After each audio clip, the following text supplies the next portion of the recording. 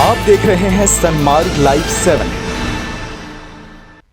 इस देश की हर सरकार ने, राज्यों की सरकार ने इस पर व्यापक चर्चा की है। कम अधिक सभी संगठनों ने इन पर विमर्श किया है।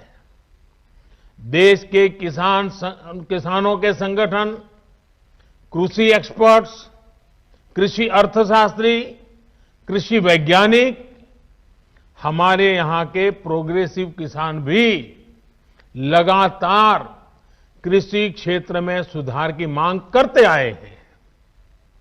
सचमुच में तो देश के किसानों को उन लोगों से जवाब मांगना चाहिए जो पहले अपने घोषणा पत्र में इन सुधार करने की बात लिखते थे, वकालत करते थे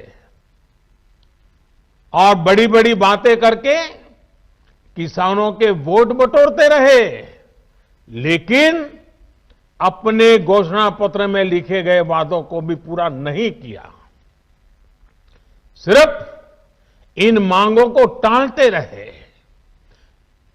क्योंकि किसानों की प्राथमिकता नहीं था और देश का किसान इंतजार ही करता रहा।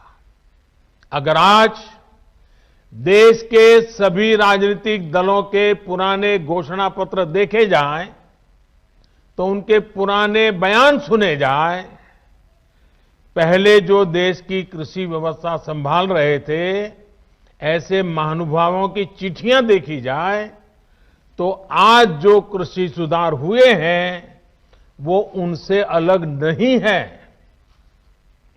वो जिन चीजों का वादा करते थे वही बातें इन कृषि सुधारों में की गई हैं।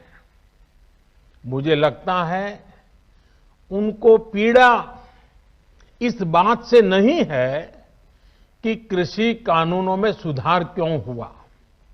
उनको तकलीफ इस बात में है कि जो काम हम कहते थे लेकिन कर नहीं पाते थे, वो मोदी ने कैसे किया, मोदी ने क्यों किया, मोदी को इसका क्रेडिट कैसे मिल जाए। मैं सभी राजनीतिक दलों को हाथ जोड़ के कहना चाहता हूं, आप सारा क्रेडिट अपने पास रख लीजिए। आपके सारे पुराने घोषणा पत्रों को ही मैं क्रेडिट देता हूं, मुझे क्रेडिट नहीं चाहिए। मुझे किसान के जीवन में आसानी चाहिए, समृद्धि चाहिए, किसानी में आधुनिकता चाहिए।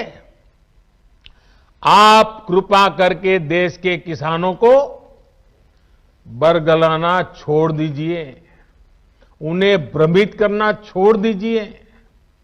साथियों, ये कानून लागू हुए 6-7 महीने से ज्यादा समय हो चुका है, लेकिन अब अचानक भ्रम और झूठ का जाल बिछाकर अपनी राजनीतिक जमीन जोतने के खेल खेले जा रहे हैं। किसानों के कंधे पर बंदूक रखकर वार किए जा रहे हैं। आपने देखा होगा, सरकार बार बार पूछ रही है, मीटिंग में भी पूछ रही हैं, पब्लिकली पूछ रही हैं, हमारे कृषि मंत्री टीवी इंटरव्यू में कह रहे हैं, मैं खुद बोल रहा हूं कि भाई आपको कानून में किस क्लॉज में क्या दिक्कत है बताइए। जो भी दिक्कत है वो आप बताइए। तो इन राजनीतिक दलों के पास कोई ठोस जवाब नहीं होता और यही इन दलों की सच्चाई है। साथियों, जिनकी खुद की राजनीतिक जमीन खिस गई है, वो किसानों की जमीन चली जाएगी, किसानों की जमीन चली जाएगी का डर दिखाकर अपनी राजनीतिक जमीन खोज रहे हैं। आज जो किसानों के नाम पर आंदोलन चलाने निकले हैं, जब उनको सरकार चलाने का या सरकार का हिस्सा बनने का मौका मिला था, उस समय इन लोगों ने क्या किया, ये देश को याद रखना जरूरी है।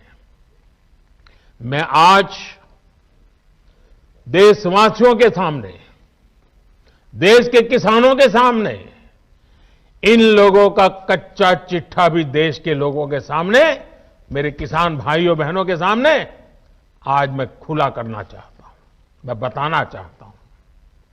साथियों, किसानों की बातें करने वाले लोग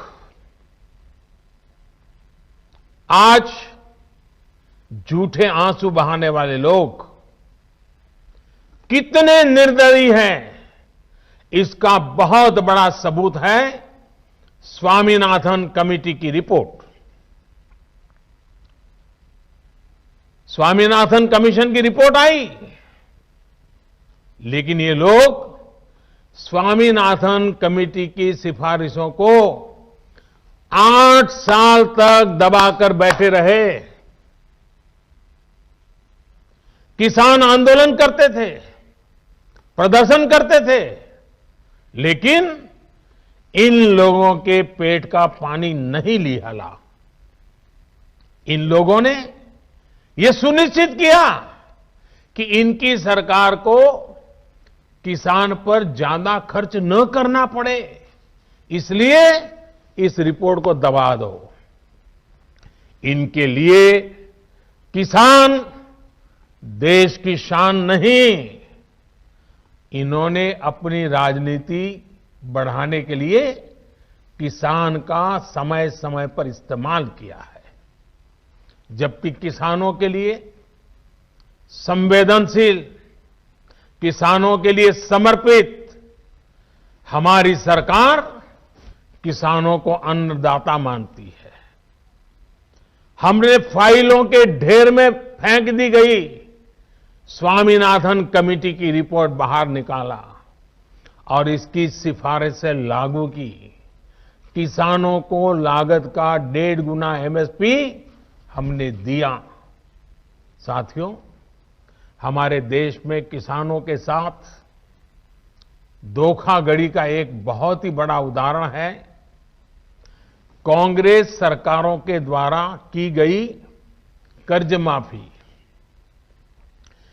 जब 2 साल पहले मध्य प्रदेश में चुनाव होने वाले थे, तो कर्ज माफी का वायदा किया गया था। कहा गया था कि सरकार बनने के 10 दिन के भीतर सारे किसानों का कर्ज माफ कर दिया जाएगा। कितने किसानों का कर्ज माफ हुआ? सरकार बनने के बाद क्या क्या बहाने बताए गए, ये मध्य प्रदेश के किसान मुझसे भी ज्यादा अच्छी तरह जानते हैं। राजस्थान के लाखों किसान भी आज तक कर्ज माफी का इंतजार कर रहे हैं। किसानों को इतना बड़ा धोखा देने वालों को जब मैं किसान हित की बात करते देखता हूं, तो मुझे बड़ा आश्चर्य होता है। ये कैसे लोग हैं? क्या राजनीति इस हद तक जाती है? क्या कोई इस हद तक छल कपट कैसे कर सकता है? और वो भी भोले भाले किसानों के नाम पर। किसानों को और कितना धोखा देंगे ये लोग। साथियों, हर चुनाव से पहले ये लोग कर्ज माफी की बात करते हैं। और कर्ज माफी कितनी होती है? सारे किसान इससे कवर होते हैं क्या? जो छोटा किसान कभी बैंक का दरवाजा नहीं देखा है, जिसने कभी कर्ज नहीं लिया,